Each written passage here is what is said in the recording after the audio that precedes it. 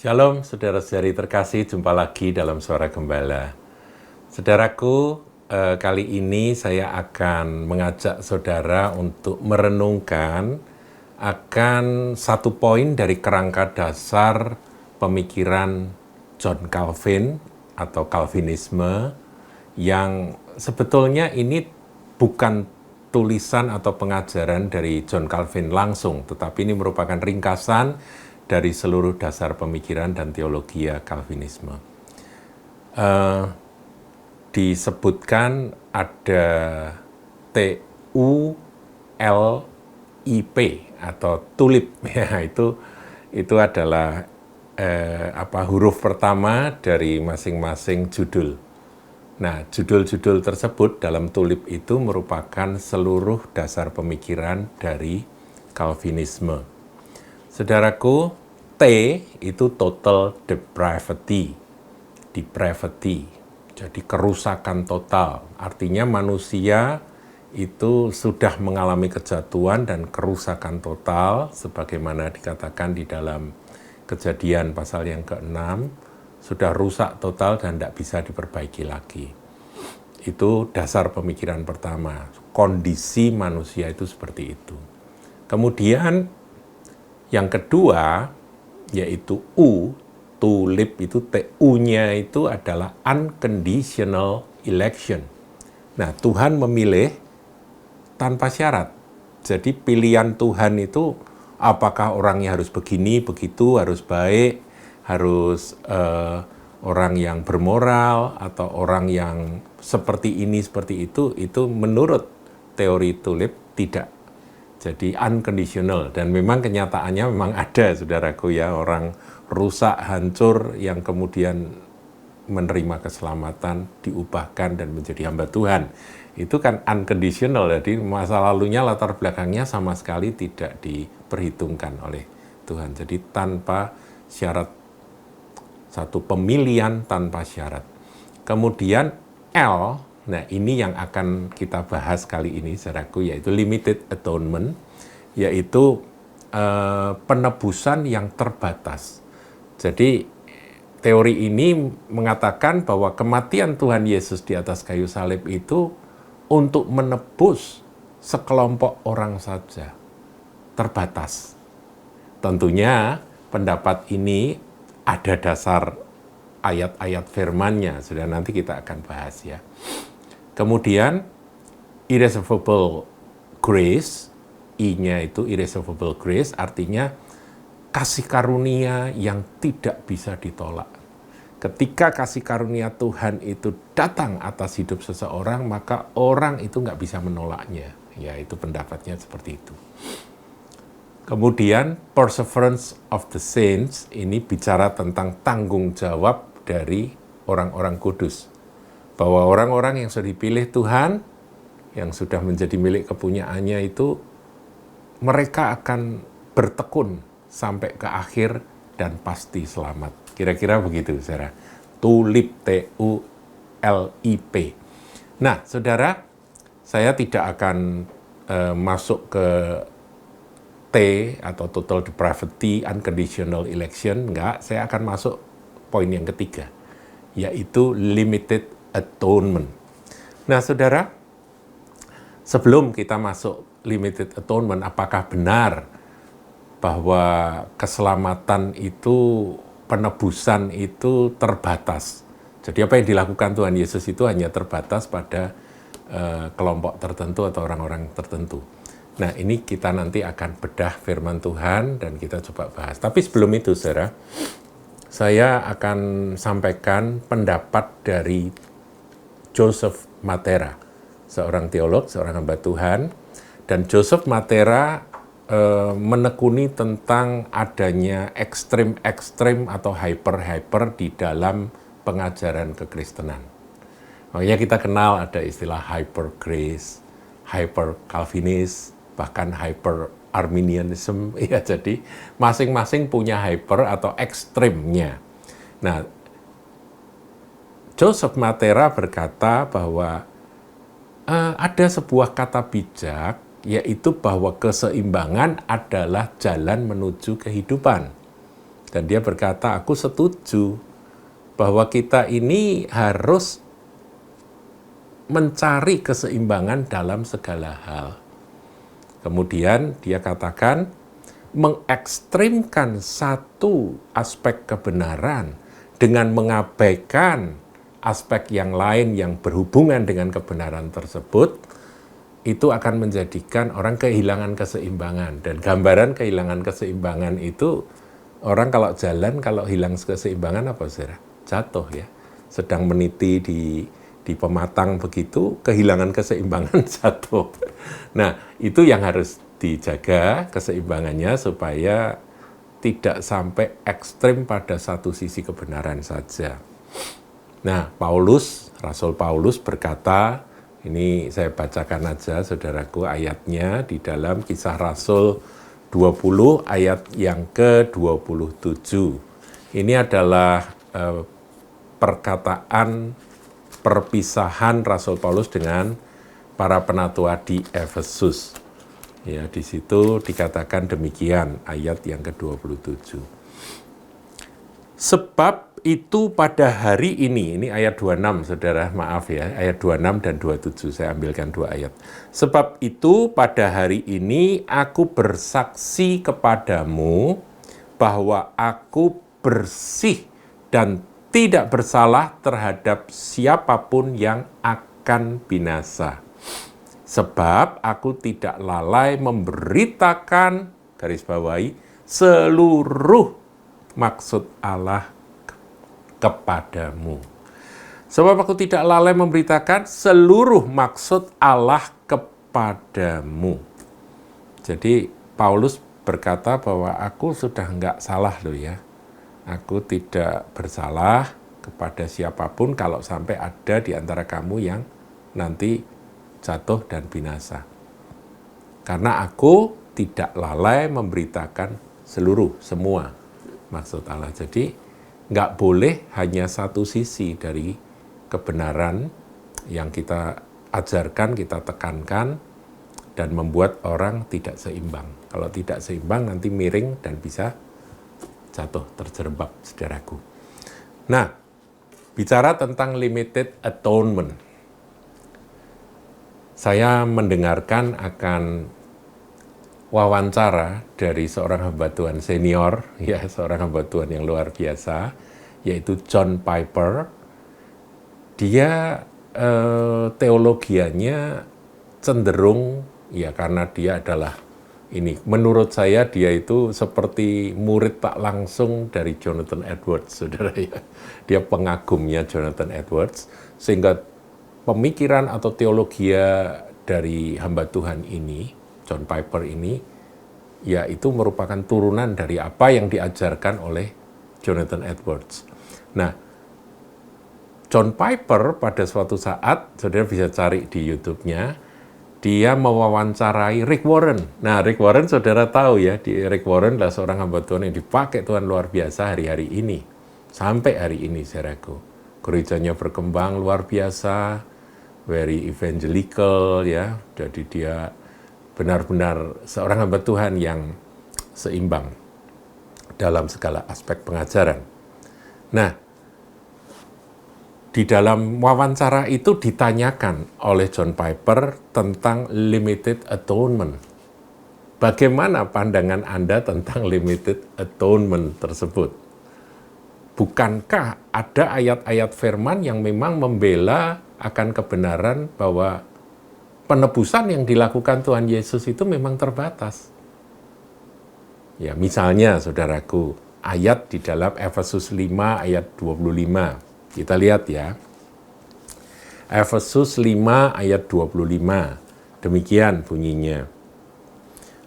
Hai suami, kasihilah istrimu sebagaimana Kristus telah mengasihi jemaat. Jadi ini hubungan Kristus dan jemaat. Ya, ini Paulus berbicara tentang hubungan suami istri.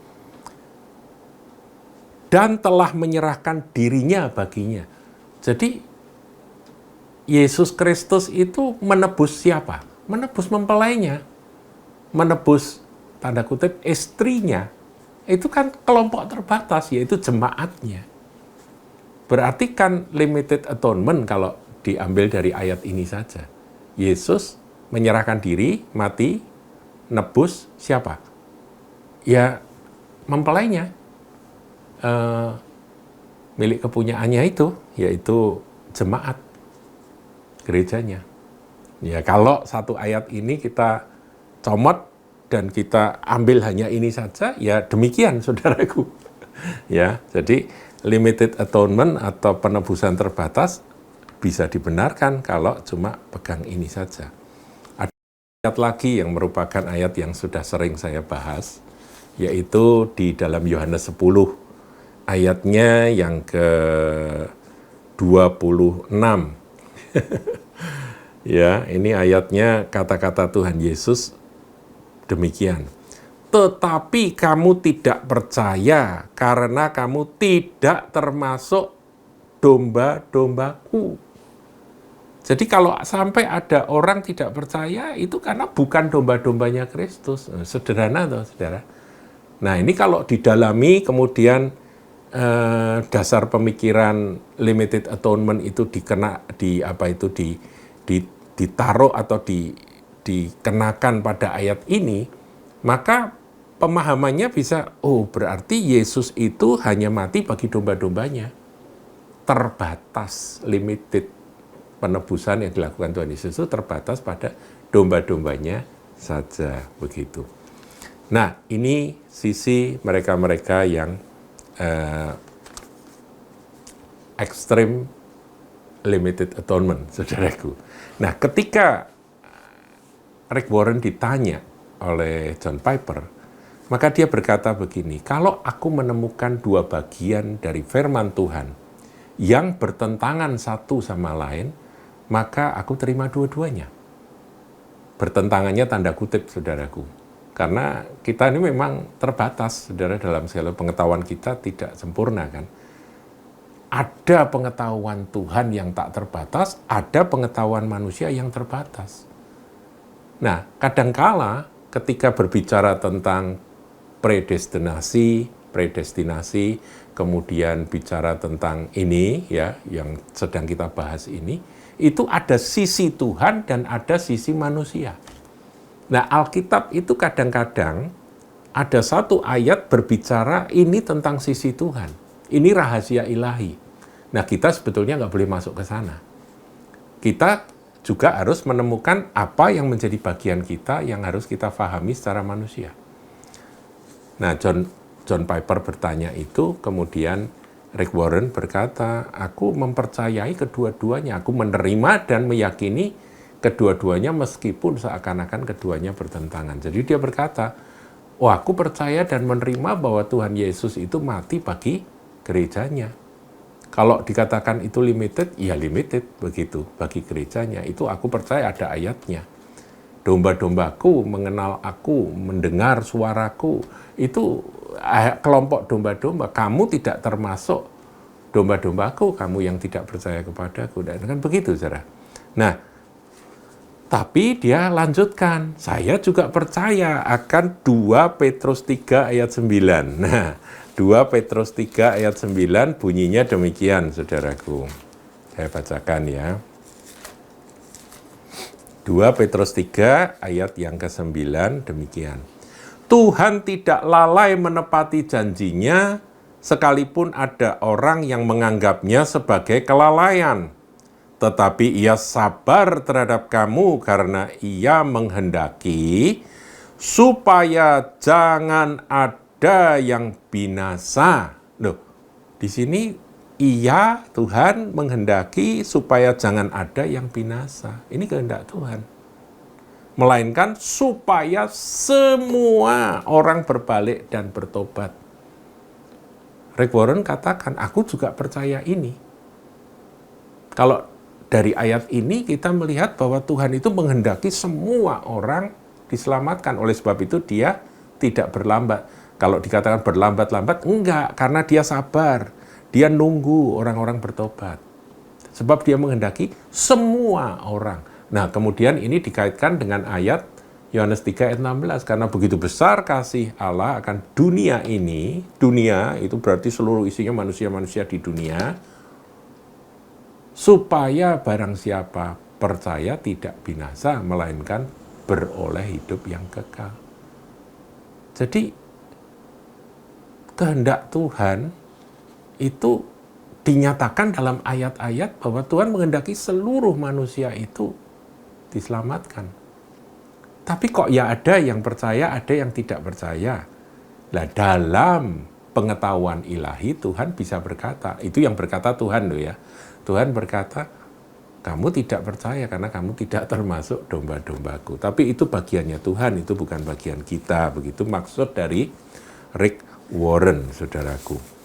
Nah, 1 Timotius 2 ayat yang keempat, ini juga lebih jelas lagi ya saudara, ini tentang doa jemaat ya. 1 Timotius 2 ayatnya yang keempat. Ayat 3 dulu ya. Itulah yang baik dan yang berkenan kepada Allah Juru Selamat kita, yang menghendaki supaya semua orang, tidak terkecuali, semua orang diselamatkan dan memperoleh pengetahuan akan kebenaran. Nah, ini dasar dari pemberitaan Injil yang menjadi tugas kita.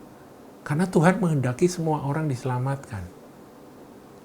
Jadi limited atonement kalau dipandang dari ayat-ayat ini tidak berlaku. Tuhan menebus semua manusia. Tapi kalau faktanya tetap ada yang menolak dan tidak percaya. Nah, disitulah limited atonement baru berlaku. Tapi itu rahasia ilahi, demikian saudaraku. Itu bukan bagian kita. Jadi, kesimpulannya limited atonement ada benarnya, tapi itu bagian Tuhan. Kita sebetulnya cukup tahu saja dan kita jangan mempraktekkan itu. Karena itu akan menghambat orang memberitakan Injil. Seperti William Carey yang mau memberitakan Injil ke India pada waktu itu, dia ketemu dengan seorang yang hyper Calvinis, saudaraku. Ketika dia dengan semangat dan nyala api api Roh Kudus yang berkobar-kobar, dia berkata, aku mau pergi ke India untuk memberitakan Injil supaya orang-orang di sana diselamatkan.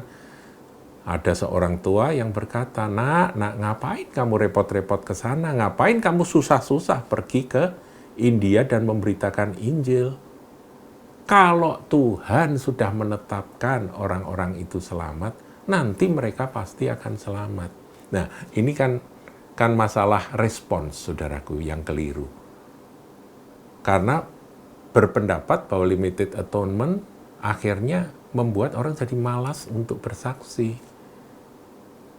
Nah, sebaliknya ayat-ayat yang tadi kita bahas ya, misalnya bahwa Tuhan menghendaki semua orang diselamatkan karena begitu besar kasih Allah akan dunia ini, sehingga dikaruniakan anak yang tunggal supaya barang siapa percaya tidak binasa melainkan beroleh hidup kekal. Ayat itu, saudara, kita pegang, itu menjadi ayat yang akan membakar hati kita untuk memberitakan Injil. Kalau kita sudah beritakan Injil, sudah berdoa, sudah lakukan semua, dan ternyata ada yang percaya dan ada yang menolak, biar itu Tuhan yang menilai. Yang tidak percaya apakah itu termasuk bukan domba-dombanya Kristus, Tuhan yang boleh berkata. Kita nggak boleh, sebab barangkali sekarang belum. Tahun depan dia bertobat, saudaraku. Ya. Jadi saya kira keseimbangannya seperti itu. Kita pegang firman Tuhan secara lengkap, dan kita tidak akan pernah mengekstrimkan salah satunya. Tuhan Yesus memberkati.